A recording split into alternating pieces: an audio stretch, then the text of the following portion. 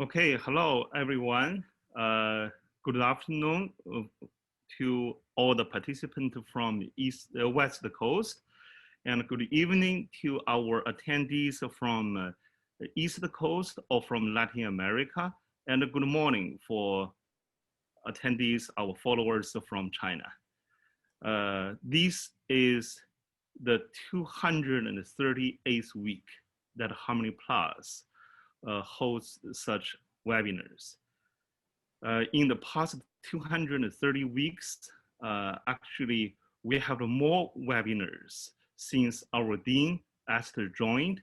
We now have 3 or even 4 webinars per week. Our mission of such webinars is to provide you experts talks or real cases for you to understand, to think differently, how we can empower our students and your children.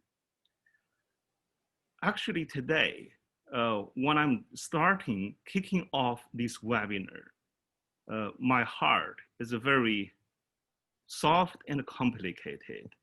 Usually, it's so rare to have such a chance to talk with Esther, should be excited. But today, it is really complicated. Why? Yes, I am excited as before, but I just got some very sorrow news, very sad news, some sad stories from several parents. I believe these parents, they are also in this webinar now. I was told just 2 days ago, there was a 10th grader from Monta Vista High suicided.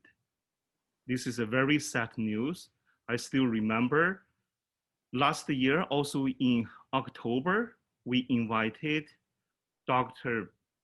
Xie Gang, a famous psychologist, to host a webinar. Why? Because of another sad story. Another high schooler killed himself in Mountain View. Very sad. And this is negative news, but this actually encouraged me and also my colleagues as educators. We are trying all our best to give something, to share something, and to, for example, leverage Esther's research and studies and also successful experiences in the past decades. For example, her trick model. I'm not saying the trick model or whatever Harmony Plus provides can resolve all problems. But as long as we together as a team to work with you, dear parents, we can do something to increase the possibility to empower our students, to enlighten our students, and to enlighten ourselves. I think that will be a very important common goal for all of us. So before I pass the microphone to Esther, can we start a 1-minute silence for this past student? I even don't know it is a he or it is a she. I don't know. I even don't know which community these students came from Chinese community or Indian community or white community or whatever. It doesn't matter. Let's do 1-minute silence. If you are Christian, you are Catholic or Jewish, pray. If you are Muslim, do your pray. If you are Buddhist, do your work. And if you don't have a religion, let's just keep silence for 1 minute. Let's start.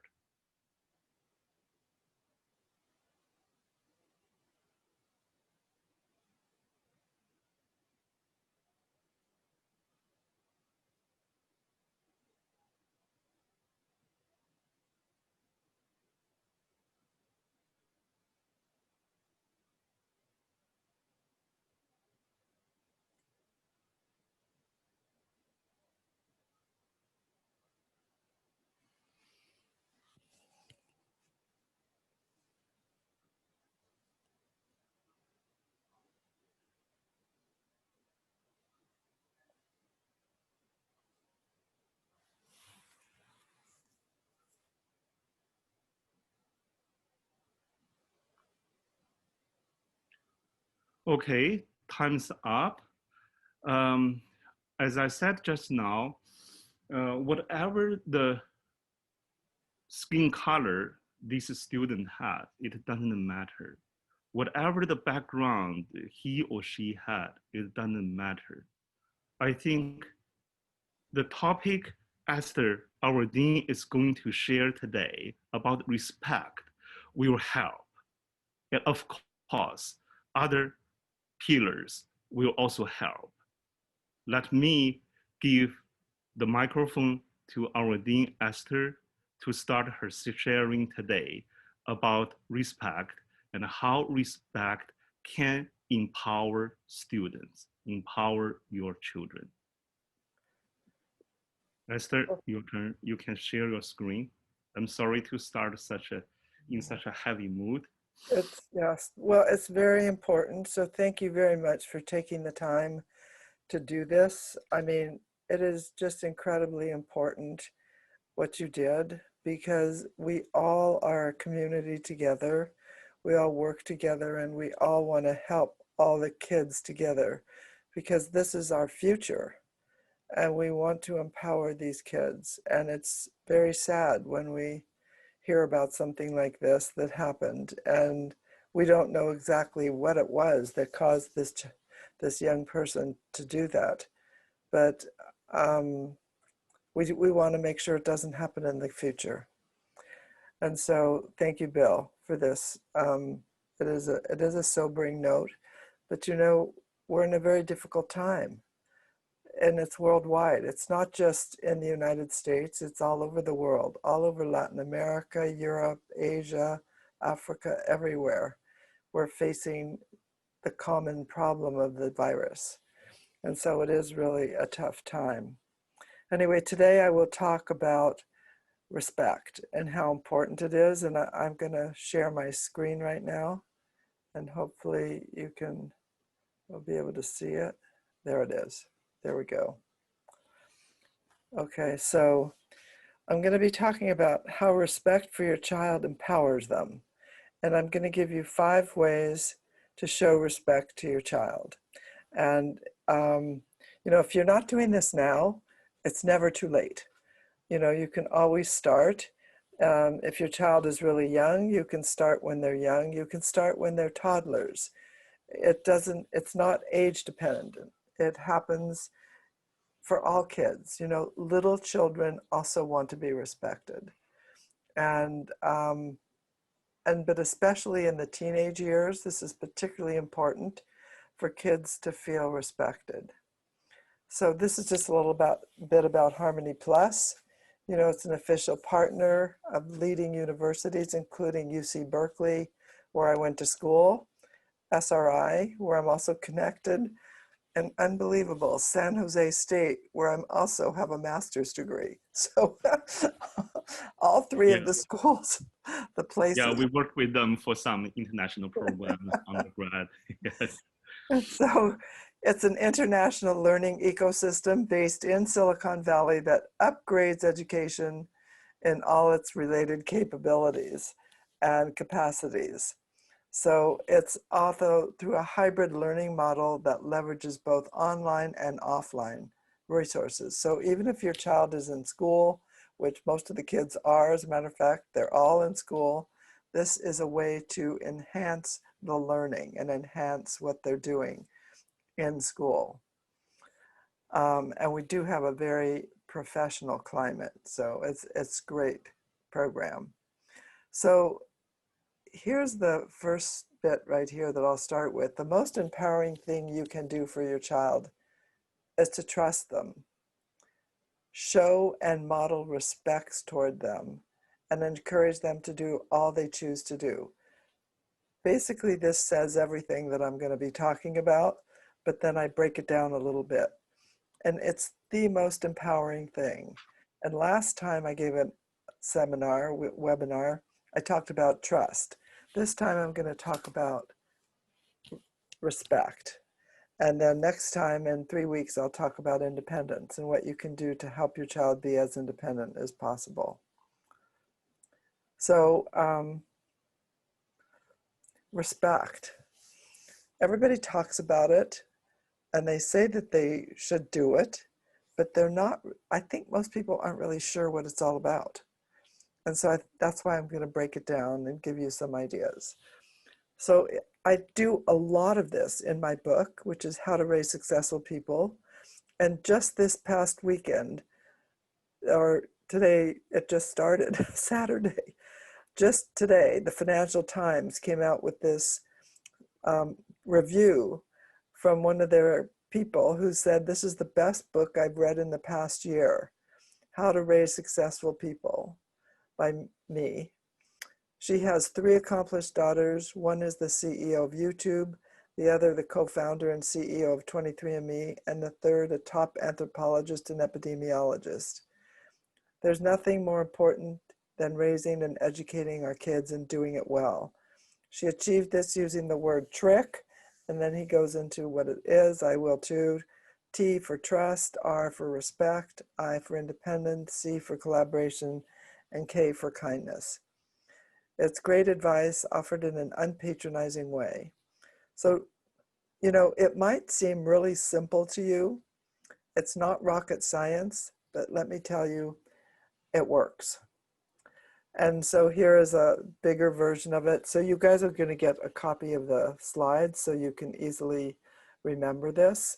And just whenever you're doing anything at home, you just might want to ask yourself, does this show my child or my partner that I'm trusting and respecting them? It's a kind of an interesting and important way to think about it. And I actually continue to use it. I came up with this acronym when I wrote my first book in 2015. So, when I was a young mother, I didn't know about it. This was all gut reaction on my part. I just wanted my children to have a better childhood than I did. So one of the things that's really important, and it's stated by Confucius, and I mean, let's face it, it's through the centuries we all know that this has worked. Respect yourself and others will respect you. So a lot of problems happen in the world today because of lack of self-respect. People get angry because they think other people don't respect them. And one of the reasons everyone wants to buy those shirts with a little horse on it, or buy anything with a very fancy name brand on it, if you just think about it, it's respect. Because you can buy the same shirt, in another store for about 1/10 the price. So Mark Benioff, who's the CEO of Salesforce, says something that might be helpful. He says, every industry is clamoring for more innovators, more creative leaders who can solve problems with intelligence and a strong sense of social responsibility. Esther Wojcicki knows exactly how to instill these values in our children. We need her insights now more than ever. And I'm grateful to him for saying this, and he is a great friend. And I guess he's seen me in action in my classes. So here's a little cartoon to help you understand more, and why self-respect is a key leadership skill. So just look at this. How is your self-image? If your self-image is, I'm no good, you cannot be a good leader. You can't actually even be a good worker. You don't really feel good about yourself. You're having problems all the time. So one of the keys to doing well in the world is having a good self-image. Here are some books that are popular. One is Self-Love, The Key to Self-Esteem, Learn to Love Yourself, Raise Self-Esteem and Have Better Relationships. And then this one is also in, not only in Kindle format, hardback format, but also on an audiobook, Stop Self-Sabotage, 6 Steps to Unlock Your True Motivation. And what she talks about in this is how to stop playing those tapes in your head that your parents said to you back when you were 4, 5, 6 years old about you can't do this and you can't do that. And so when you play those tapes, basically what you're doing to yourself is self-sabotage, because honestly, you can do it.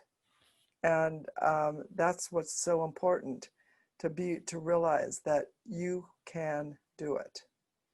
So when you give respect, you get respect. It's just very simple. The simple circle. So schools may teach children about respect, but it's you, the parent, who holds the most influence over your children.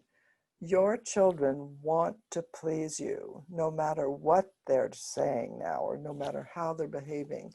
You are the key. And so, like I said, if you didn't start this before, it's never too late. Never too late, even if you're an adult or have adult children. Respect is so important because without it, children can't value themselves or others. Children who have self-respect treat themselves well and others well. So first, to start off, just how to do it. Kids need a schedule. So a regular schedule gives kids a way to order and organize their lives. A regular schedule fosters responsibility and independence. So if you have a chaotic schedule and you're always telling the kids, oh, now we're going to be doing this. Oh, no, we have a change in plans. We have to do that. Oh, no. What it does is it eliminates their independence, and it eliminates their sense of responsibility, because children will be able to perform more activities on their own if they have done the same activities before in the same environment. So here's an example of a schedule that I just pulled out just randomly, because this could be your schedule. This is a schedule that is, something that was created for the pandemic right now.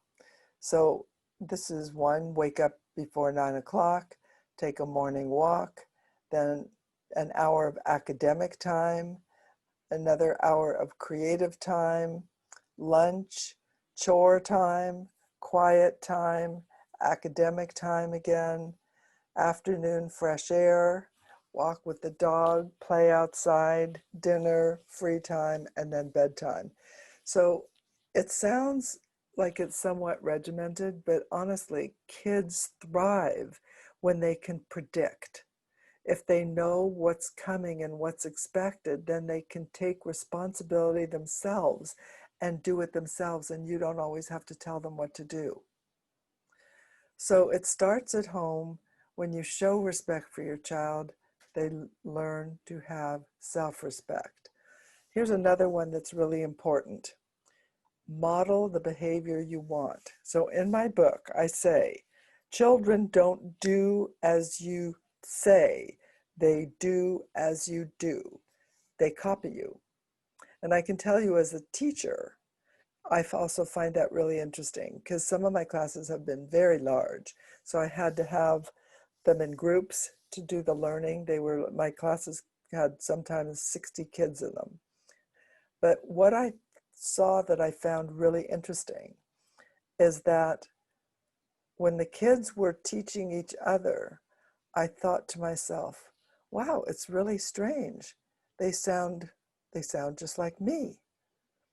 And then it dawned on me that subconsciously they were copying me. So, I never told them to copy me. I never said a word. But that's what happens. When they're in that environment, they copy. And when they're at home, they copy you. So you should model the behavior you want. So here's the first way. I'm going to go through 5 different ways to show respect for your child.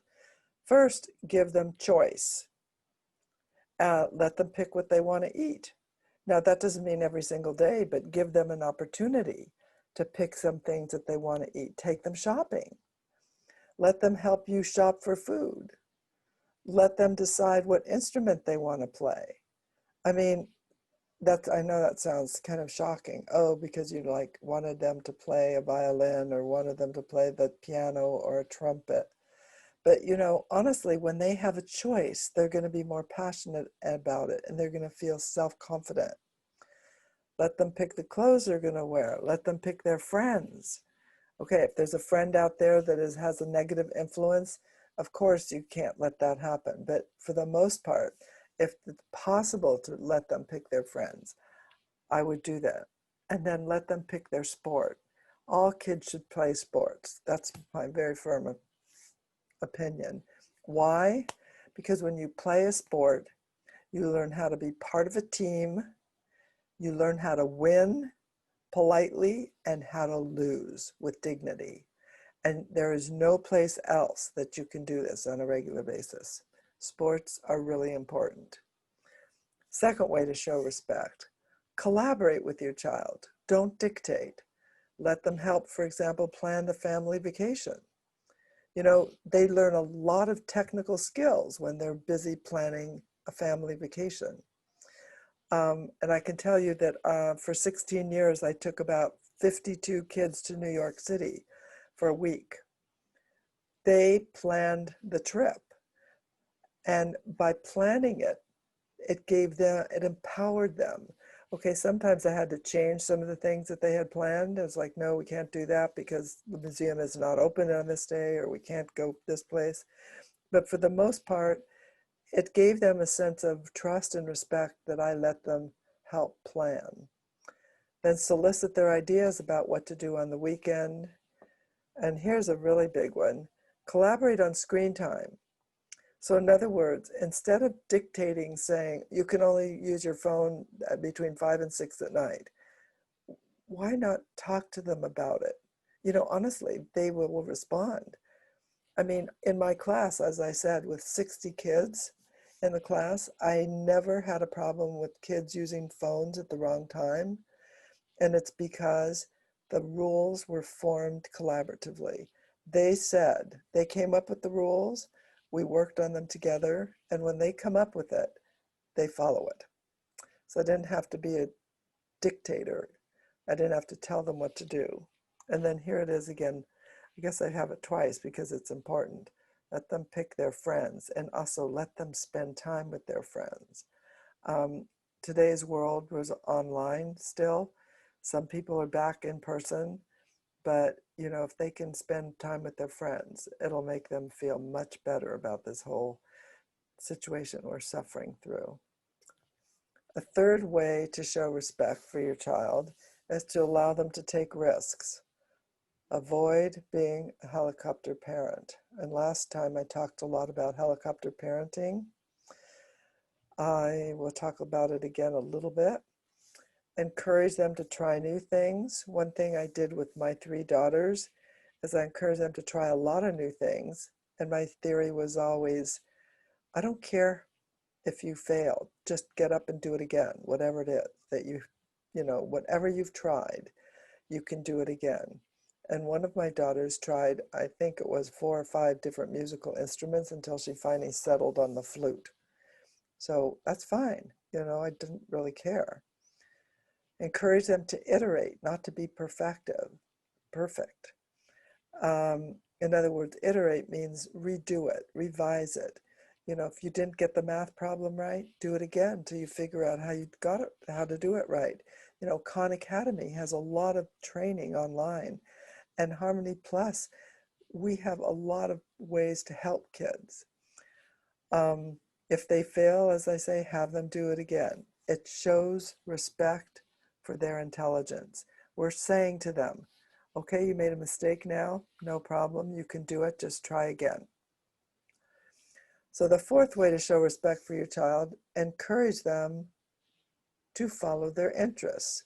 So taste testing department, let them try a lot of flavors to see what they're interested in. And at Harmony Plus here in the future planning program, we have a test that kids can take called the Strong Test. And that gives them an idea of perhaps what they're interested in. And, you know, kids don't know what they're interested in. They try a lot of different things, hopefully, and then maybe they can come up with it. But the last thing you want to do is tell them, you know, you have to be a doctor, or you have to be a lawyer, or you have to be an entrepreneur, because this is what, you know, our family wants you to do. This is a formula to really make them unhappy and miserable. So their interests could be music, art, science, athletics, gaming, or math, or whatever, you never know.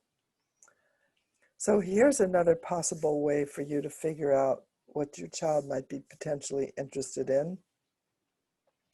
It's a new program that I'm connected with called track.app.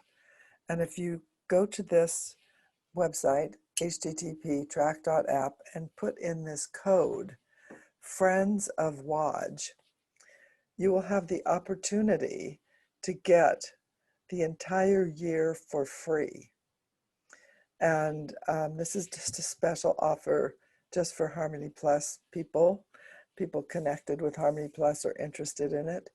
And there's also a few other benefits. You'll have access to webinars and a few other things. So this is a good opportunity for your kids to figure out like what they like. Here's an example of some of the things that they're doing on Tract. So like, for example, they teach their kids to build an adventure game on Roblox through coding. Another one is like checking out what is great art through the eyes, what is history through the eyes of great art. Third one is what's the history of ancient Greece and Minecraft. These are all learning paths that were created by teenagers for kids who are able to read. So that's usually 8 years old plus. And what it does is the goal is to try to help them figure out what am I interested in? It's kind of like that picture I showed you of tasting all the flavors in the ice cream shop. You're tasting all these things to see what you're interested in. And here's another one, how cheetahs run as fast as a car. So what's embedded in that is a lot of science. But maybe they're interested in science and they don't even know they're interested in science, but they might be interested in knowing why cheetahs can run as fast as they do. Or how about the one, why your brain hates broccoli? A lot of people hate broccoli. The question is why, and so the science of picky eating. So this is just an opportunity to give kids a way for them to figure out what they might be interested in. So the fifth way to show more respect, give your child more responsibility. More responsibility. Instead of you just setting the limits, do it collaboratively. Establish rules collaboratively. Hold them accountable, but set it collaboratively and set these expectations with your child, not for your child. So the way to teach self-respect is through responsibility also, and I'll just give you an idea. This is what's happening in today's world. Feeling crazed? Try putting your kids in charge. Seriously, this is from National Geographic, just came out on Friday, or last Friday. Letting kids be the boss actually teaches confidence, and it might help out your busy life. Let's see. Look at that young woman cooking. She is helping. She's not just sitting at the table, waiting for somebody to give her the food. She's actually helping to prepare the food. And maybe she actually even helped shopping, and she could help cleaning up. That'll help all of us. And it gives your child a sense of, I can do it, a sense of self-respect. So here's another problem that's happening right now, just so everyone knows. So the new helicopter parents are on Zoom. So all the kids are on Zoom. We're all having Zoom classes nationwide and probably worldwide. And so what happens is the parent helps, and then the parent gets the result of the test first, before the kid, because actually that's how the learning management systems work. And so what the parent does is like, oh my God, I should be helping them even more. He's not doing well, or she's not doing well. And so you help. And these are people that didn't even want to be helicopter parents. They just wanted to help their kid. So this is done from parents are doing this from a sense of, I want to help my kid. It's not a sense of, I don't believe in my kid. It's more, I want to help them. So, but what it does is it reduces respect because the child thinks, oh my God, I can't do it alone. It makes them more anxious and it cuts into their independence. So what you want to do is let your child be responsible for their work. And, I can tell you, those grades do not matter in elementary school and middle school. It makes no difference whether they get an A, B, C, or whatever. Nobody counts on it. Nobody counts anywhere for that. It starts to count in the 9th grade. And even in the 9th grade, you can write off the whole 9th grade. I know as a teacher, I have been able to write recommendations that say, this child didn't do as well in the 9th grade, and so you should discount all those grades, but look at the grades in grade 10, 11, and 12. So, you want to make sure that that child feels capable and empowered. And so Zoom, they don't do it on purpose. So I really like Zoom, and I like the CEO and everything. It's just kind of human nature. So the best way to teach your child about respect is for you to show respect to yourself. You personally show your self-respect, your child, and to others. Because they, as I said earlier, they copy you. So if you show your self-respect and show them respect, they will do the same. Here's an example of what kids can do when they feel respected, trusted, and empowered. It brings out perseverance and resilience, and this is what we want. This is the newspaper that I was the advisor for the last 40 years. And I just recently have retired, and this was Palo Alto High School. And the kids, this is based on the model that we set up last spring while I was still there, the kids are in charge. This newspaper is published every 3 weeks, and it's on the exact same schedule it was when the kids were there in school, and they figured out how to do it remotely from home. It's printed in hard copy, 5,000 copies, and mailed out to all the parents. So this is just an example of empowered students. Here's another thing that I thought was really good. They did a great center spread, back to school blunder, and they did a survey on satisfaction with online learning. And last spring, it looks like it was less than 50%. 41% of the kids said it was okay. Now, it looks like this fall, things are a little better. 63% of the kids say it's okay. But this poll was run by the students. They came up with their own ideas. Whatever they didn't do well, they did it again. The method in the class is iteration. You revise when you don't get it right. And by the way, this publication has won top of the United States. It's one of the best programs in the country. So just to remind you, respect is how you treat everyone, not just those you want to impress. And this is Sir Richard Branson, who you probably all know about. He has multiple businesses, many Virgin Airlines and a lot of the other, he's involved in many different companies. But this is important for us to remember, to respect each other. I mean, we're all having a difficult time in this pandemic, and so we need to help each other and treat each other with kindness, respect, a sense of openness, honesty, and just let's take care of each other in the world. So if anybody has any questions, I'd be happy to answer questions now. If you don't have any questions now, I'm willing and happy to, get written questions and then answer them at the next webinar.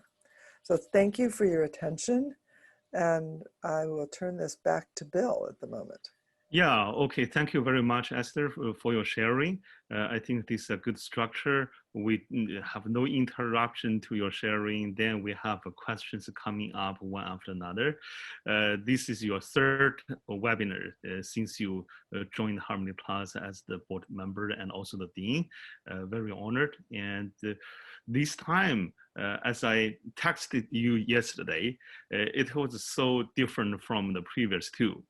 The first webinar you delivered, for that one, we got 88 questions before the webinar started. 88. But this time, only two out of those over 200 people. And I was so curious about why.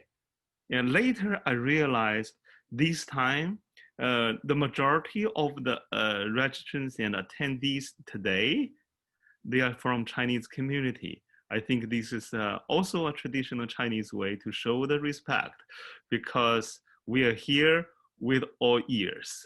Now I think I can encourage our attendees to raise more questions, but first of all, I give this chance to the person who raised this question in the registration. The question is how to set boundaries and enforce consequences with teen boys while respecting them? That's a great question. First of all, it's great because it's about teen boys. So teen boys, they're the group that actually challenges the boundaries the most. And while parents might be frustrated and throw up their hands and say, I don't know what to do with my child, I can tell you that the rebels, the teenage boys who are rebellious, are the ones who are the most creative. So one of the things you should think about is this won't last forever, and that this child will probably end up being a really interesting entrepreneur or a revolutionary of some kind. So that doesn't help you right now with setting boundaries. What I suggest that you do with this teenage boy is have them collaborate with you again on setting the boundaries. You know, nobody can have everything that they want in life, even though, you know, they might think they would like to do that. And so have them come up with a plan that you collaborate on whatever boundaries you want to set, and then enforce them. So I think that's up to the parent to enforce them. It's up to the child and the parent to set them. And my favorite group, well, I don't like to play favorites as a teacher, but I can tell you one of my favorite groups were the teenage boys in my classes, because I'm not kidding, the crazy things they did. It was off the chart. I mean, it was really, I'm not sure I should reveal all the crazy things that they did, but they always came up with new and interesting things. But they all turned out to be really amazing people. And one of the most creative students I had was somebody who I got in the 9th grade or 10th grade, both grades, I think, who started out as being a math whiz. He was probably the best math student certainly in my class, in the program. And then when he was in the 12th grade, he decided all of a sudden that he wanted to be an actor. And you can imagine what his parents thought, right? When all of a sudden your child who's gifted in math decides they want to be an actor. Well, anyway, I'm sure he would have been all upset, and his parents were just like you. In any event, I tend to believe in my students and believe in their dreams. And that's what he wrote in the introduction to my first book. And that mathematician turned actor turned out to be James Franco, the famous actor who went on to be a great actor. So, you know, believing in their dreams makes a difference. So that's what I advise parents. I'm sure your child is going to be fine. Yeah, has that student taken some assessment, a personality assessment, or some other programs to narrow down his passion?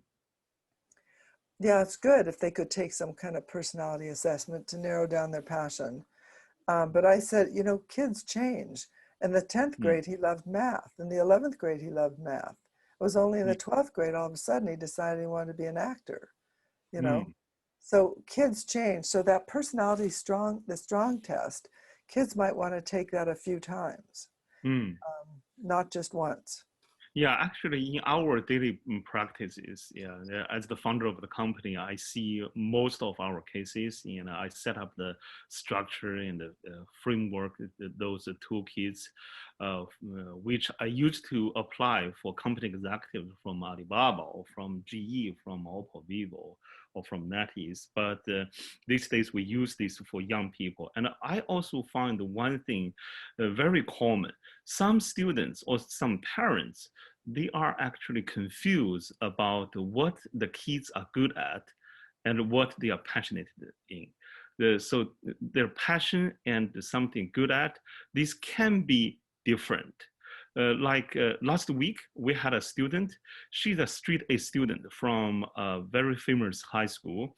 She said she loves psychologists and she wants to be a clinical psychologist in the future. I actually challenged her because with some questions. I asked her why. She said, "Oh, because I got A's in all my psychology programs, and also this was the impact from a video I watched by a Harvard professor."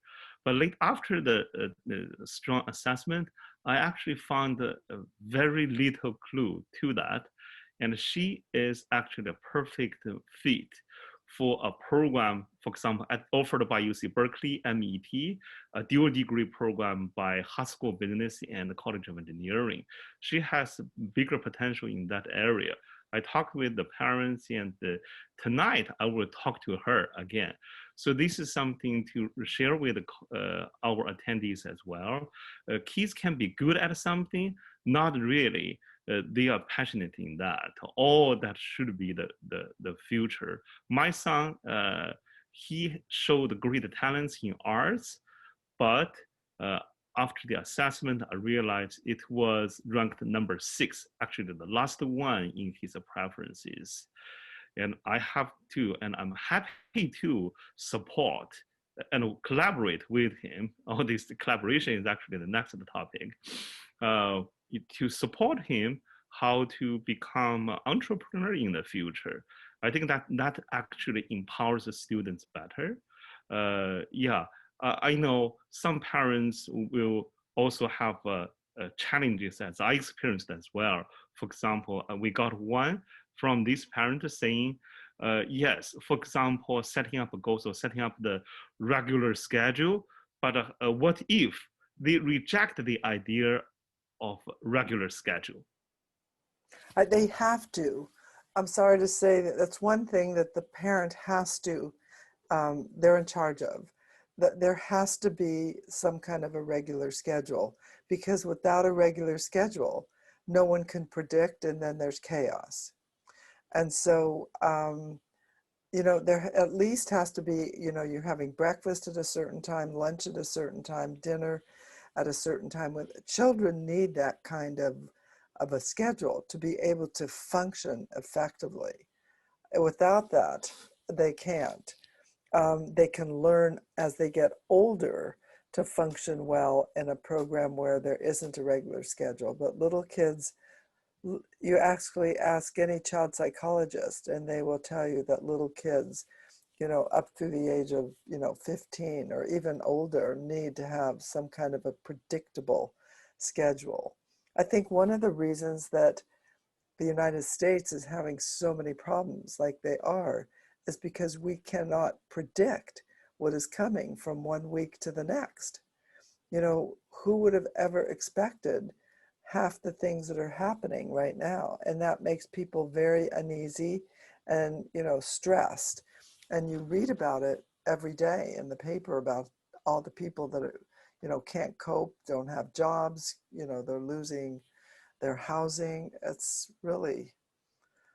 a bad situation without a skill, without being able to predict. Also, there's one other thing I want to say about respect and self-respect, and that is this main skill you want to give your child is really the ability to forgive themselves and to have self-respect, because we all make mistakes. And the first person that you usually get mad at and you're not even aware of, it's yourself. You get mad at yourself because you say, oh, I should have done this or I shouldn't have done that. You have to forgive yourself and realize we all make mistakes. And so you need to give kids the skills to think independently and to be flexible. I can also just give you another example with my daughter, Susan, who's now the CEO of YouTube. She graduated from college with a major in French and English, history and lit, and then had no idea what she was doing. No idea. And so the next thing I knew, it was like 6 months after she graduated, she made an announcement that she was going to India for a year. I said, why India? She said, I don't know, I just want to go. You know, I had to support her in all her interests. And it turns out that was the right thing to do, because of course you see where she arrived now. But, you know, there's not a straight path to the top. It's always people going in different directions, trying out lots of different things. So you have to take really good care of yourself, because, you know, you never know what you're going to be facing tomorrow. Yeah, okay. Thank you for the answers. That's my wisdom after existing and teaching for 40 years in the classroom. Bill. Yeah, I can imagine. My mom's also a teacher, and my grandparents, they were also teachers. Yeah, I Well, that's fully why understand. you're a good teacher, because you've got it. It came down through the generations. Yeah, that's the legacy. Yeah, I appreciate it. And you are making the Harmony Plus legacy even more valuable. And let's see how we can help these parent. This parent said that the son is 16 years old. He began to smoke. How to stop it? So that's one thing. A lot of these kids are doing this thing called vaping. I wonder if this child is doing vaping, or do you know if they're just smoking? In any event, I would give them data. I would say, I'd like you to read this article. I'd like you to understand what the risks are. And, you know, I would try to be logical, because at 16 years old, even if they stop smoking for 2 years, at 18 years old, they're going to be adults and they're going to go off and do whatever they want. So you want to have an opportunity to impact the way they're thinking. And in my classes, I always said to my students, and actually it was interesting, they listened to me. I said, the main thing you always want to protect is your ability to think and your brain. Don't do anything that's going to impact your ability to think. You know, it's interesting. I had kids that said that made a big difference to them. So they listened. So remind them brain is one of the most important part. Yeah, okay. It's the most important part, not even one. It's more Okay, important the than important. anything. Yeah. Okay. Yeah. So this parent asked, I tried to be respectful to my son, ask his opinion for lots of things. Later, I found that he has a very strong opinion. It's hard to influence him once he made up his mind. I don't know if I overdid being respectful. Seems this parent and the kids also struggling in distinguishing opinion and facts. Oh yeah, opinion and fact. That's really important. Actually, I wrote an article that just came out from Hutton Mifflin Harcourt on how to distinguish fact from opinion for all American teachers. I can share that article with you, Bill, and he could give it to the student. But another way to do that would be to get someone else that the child respects and then have a discussion with them also about, about some of the issues that he's facing. See whether or not someone else has the ability to reach him and to convince him that this is not a good thing. Smoking it's just terrible, actually. Yeah, I think that actually explains why at Harmony Plus we have been applying the Golden Triangle system for years. We have different coaches or consultants, the peer mentors to help students from different aspects. Some represent the power, some playing as a friend, different roles. And in Chinese, we call it 一子而教, just the exchange, the swap. I give my child to you and you give yours to me. Then we help each other. That's the concept we use and apply. Sometimes kids, they want to take advices from not an insider in the family, but somebody outside. I think that's actually important. Last time I remember, Esther, you mentioned why students listen to teachers rather than parents, because a very important reason is teachers are more patient than parents. That's right. So, a lot of parents would call me up and tell me what their problem was or what they were working on with their child. And so I would understand, and then I would try to help and step in and see if I couldn't convince them to do something or not do something, whatever it was. But I think the main reason that the student was interested in working with me is because I was unbiased and super patient. I didn't hold a grudge. I didn't get mad. I just basically said, this is a problem, and I want to talk to you about it, and let's see what you think about it, and I have some information and data I want to show you, and let's see whether we can't work this out. And just like what Bill was saying, this golden triangle, we all need to help each other.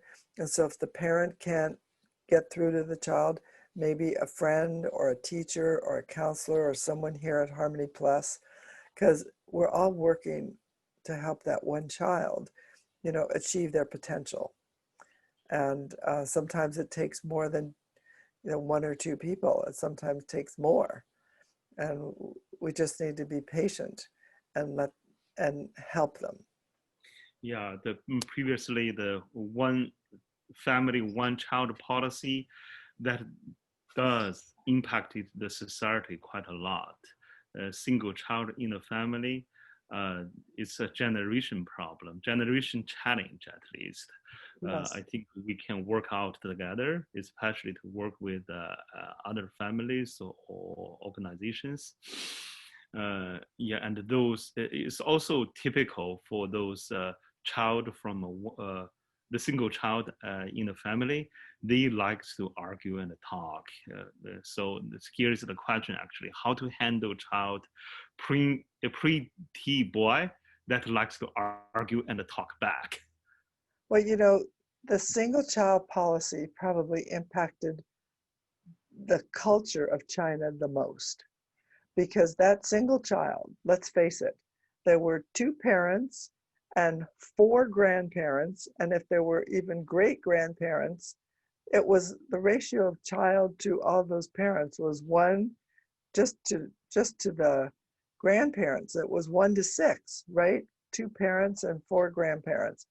And so that child was spoiled, really spoiled.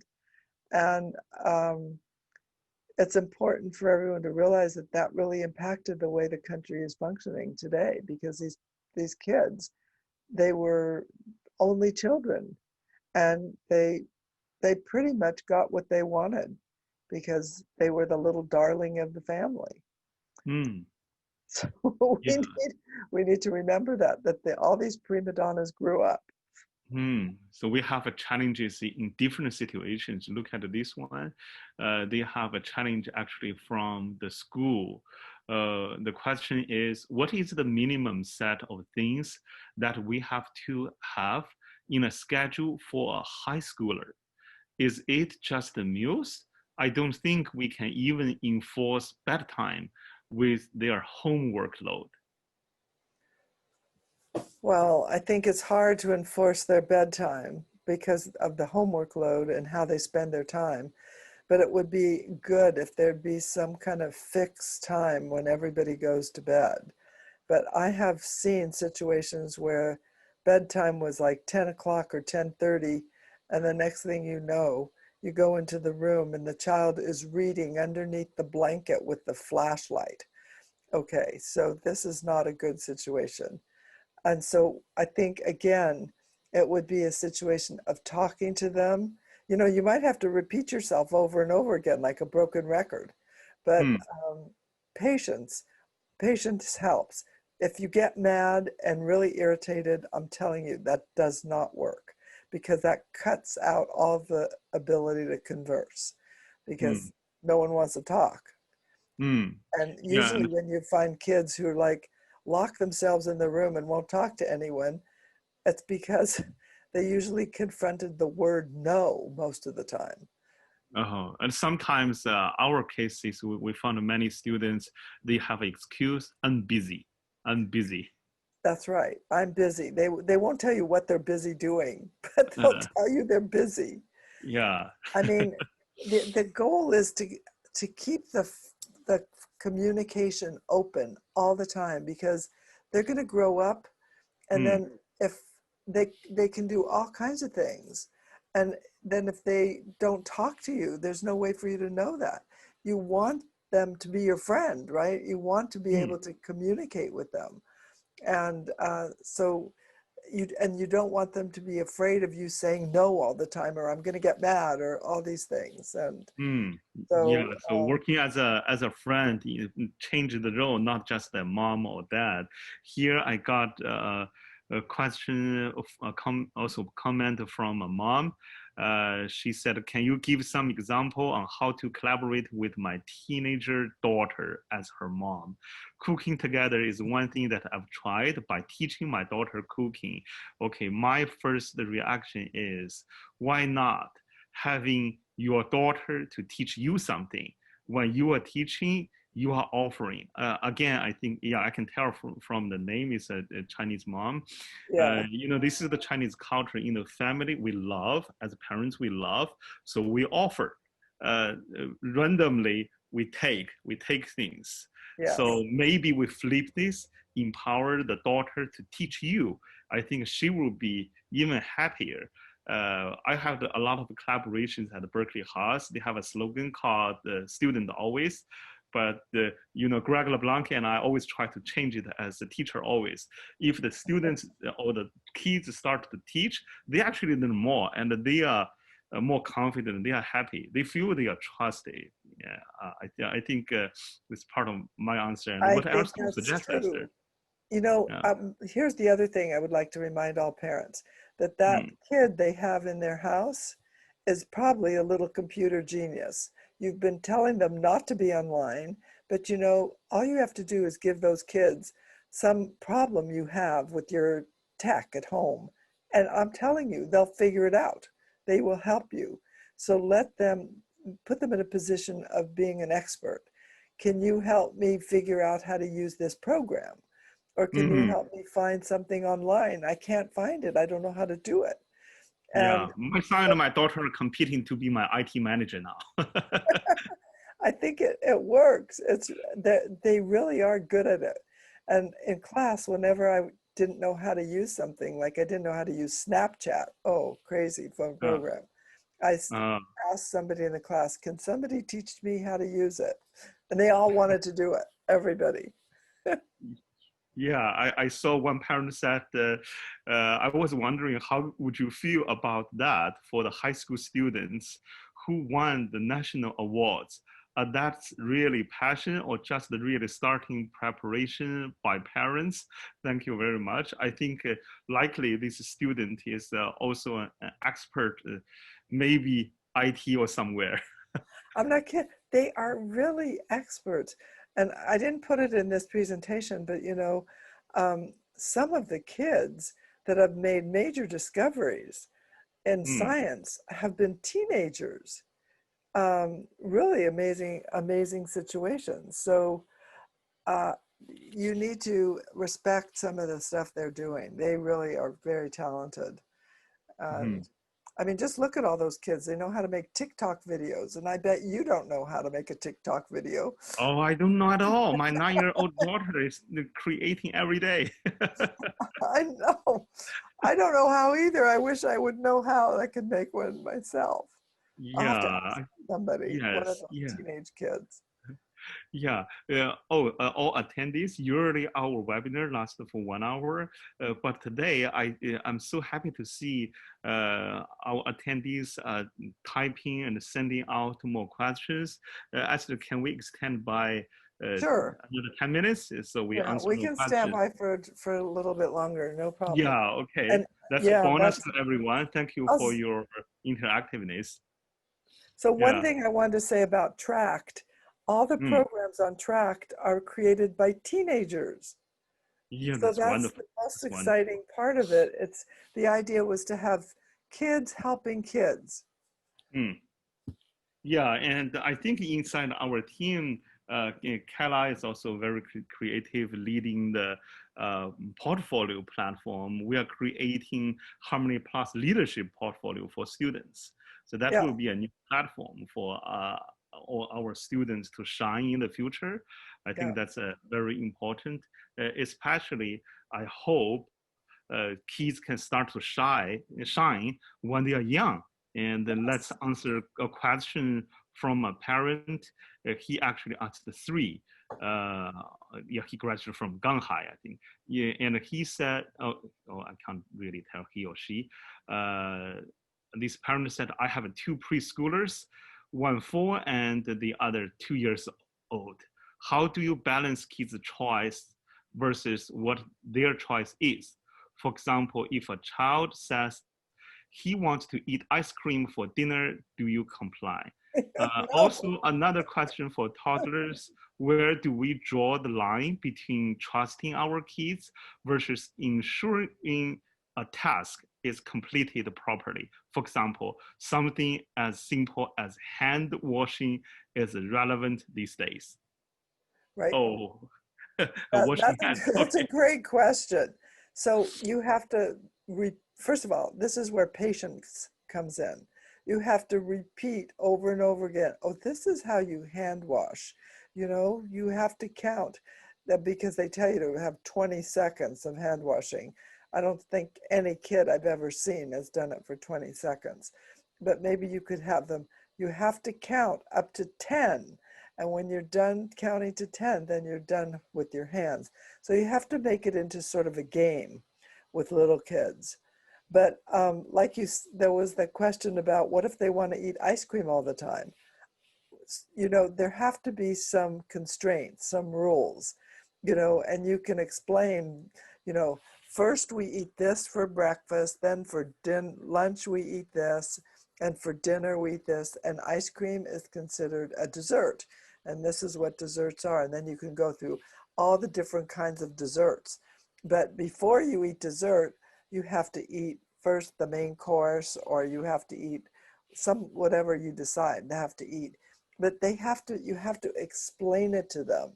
And you have to explain it in such a way that you're treating them as though they understand it and that they're intelligent, even though, sorry to say, they might not be. You can still act like they are.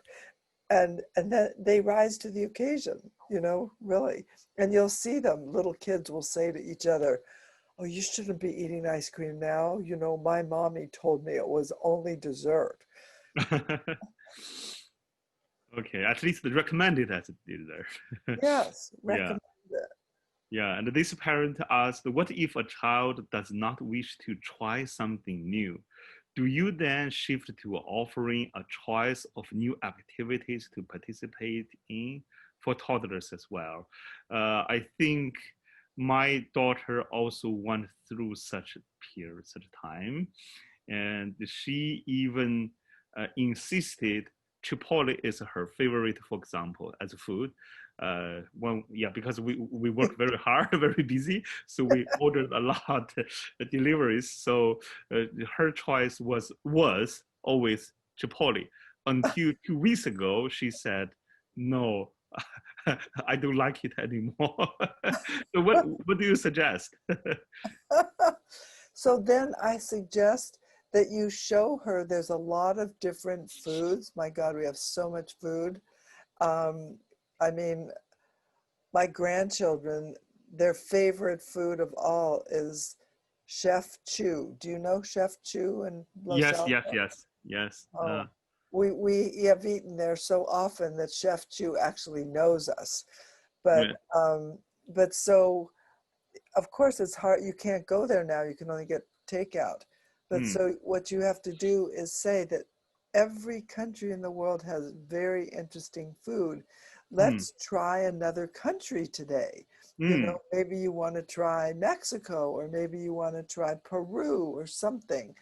And, you know, then you make it into somewhat of a game, and hopefully they will try it. I've had one of my grandsons who decided at the age of 3, he wanted to be a vegetarian. Oh, at 3 years old, can you imagine how difficult? Anyway, today he is 15, and he hasn't eaten any meat since he was 3. Wow. And people say, my God, you know, he's 6'3". And I said, well, how did he get to be so big, 6'3" on vegetables? and his response to me is, you know, cows are only vegetarians too, and they get to be pretty big too. Yeah, and even camels. Even camels, you know, a lot of animals are. So with him, it was a real challenge, but we did vegetarian food all over the world. It's really diverse. So, you know, his favorite, of course, are noodles from Chef Chu. Oh, okay. Yeah, Chef Chu. Okay, more people are going there because of the son who produced the movie Crazy Rich Asians. I know. You know, did you know that I hosted the son and hosted the whole cast from Crazy Rich Asians at Palo Alto High School? Oh, really? Okay. Yeah, they all came and gave, because I wanted them to talk. I thought that was a great movie. They did a great job. Yeah, I think the Chu's family, they actually have the secrets how to empower their kids and how to encourage their kids' passion. Otherwise, he cannot become such a famous producer for such a popular movie. That's right. Well, I think they let them do pretty much what they wanted to do. We should bring him on sometime. Oh, yeah. He's very nice. I know him now. Oh, yeah. Yeah. And, you know, here actually this is echoing to a question from Cindy, a parent. How to help kids to develop his own interest. All what my son is interested in is what his friend's passion, not his actually. So I think this is something different from Shu's family. Yeah, right. But see how we can help him. Well, so, you know, usually this is also a stage that kids are more interested in what other kids are doing or what their interests are in, because they feel unsure about their own interests, and they feel unsure that they're as smart or as clever. And what you want to do is reassure them that what they're interested in is great too. And maybe you could let them go and take a look on Amazon at the toy department and see what possibly they could be interested in. Or, I mean, I don't think we have any more toy stores around. Toys R Us seems to have closed, but you know, there's a lot of books on Amazon, a lot of toys on Amazon. There's a lot of possible things. And then you don't necessarily just have to have a toy. You can create with, you know, pens, paper, glue, all kinds of things. So I would bring that other friend of his over, and then I would let them both work together on a project that they come up with together. That's what I would do. Okay. Yeah, let's answer 2 last questions. I I think I'm combining two questions from two different parents, but actually I'm thinking the best person to answer this question is your eldest daughter. Because the question is about my teenage boy was watching YouTube videos while he was having classes online in his room. How should I talk to him about this case? And the other one is also about watching, similar questions. So what's your answer? Not your daughter's, but yours. My answer is that his class must have been really boring if he was also able to watch YouTube videos at the same time. Okay. Yes, because there's a lot of YouTube videos that are really super interesting. I'm sure it happens to all of us. You start watching one and then they give you another one. And it's like, oh, that looks pretty good too. And then another one is like, oh my God. And then it's like an hour later, it's like, oh no, my dinner's burning. So you have to just, I think that her son or his son is very smart and is just bored. I think we are telling so much truth.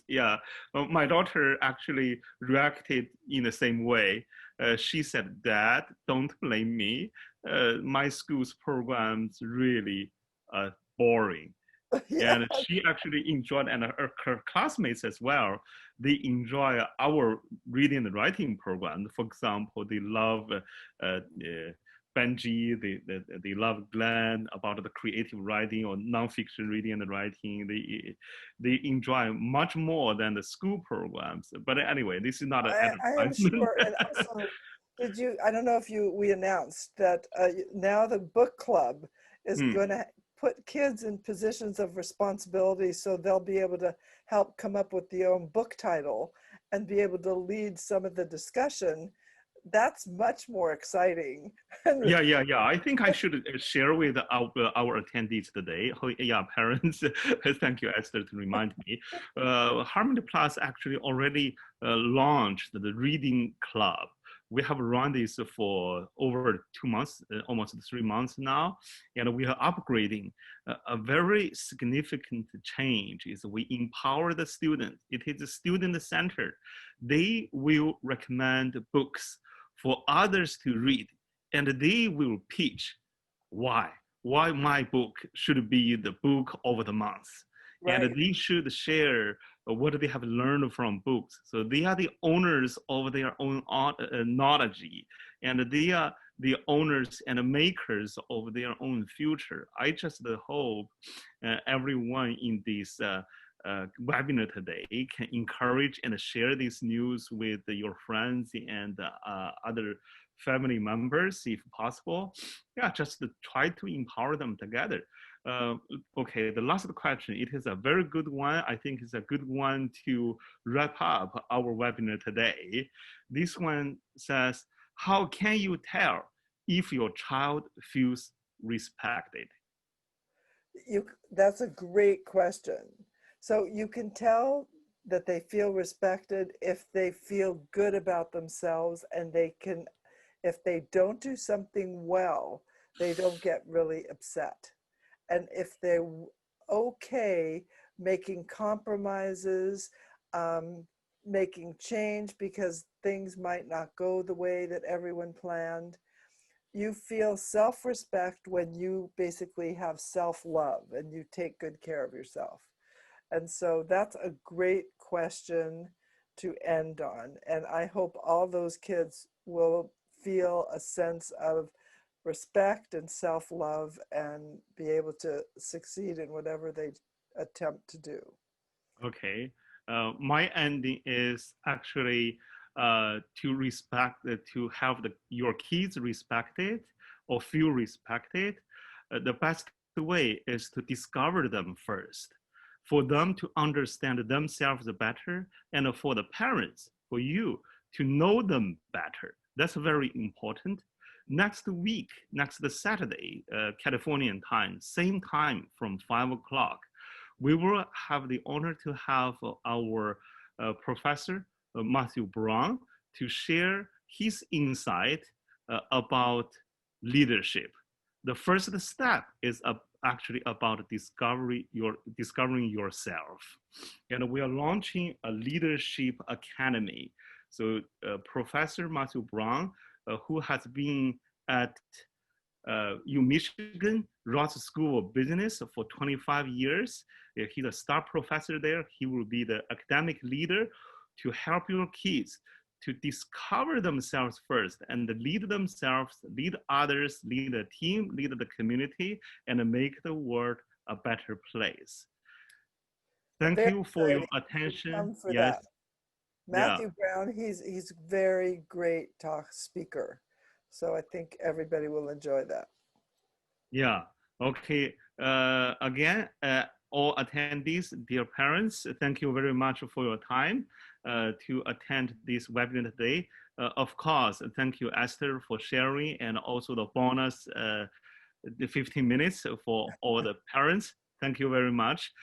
See you next Saturday. Yes. See you. Bye.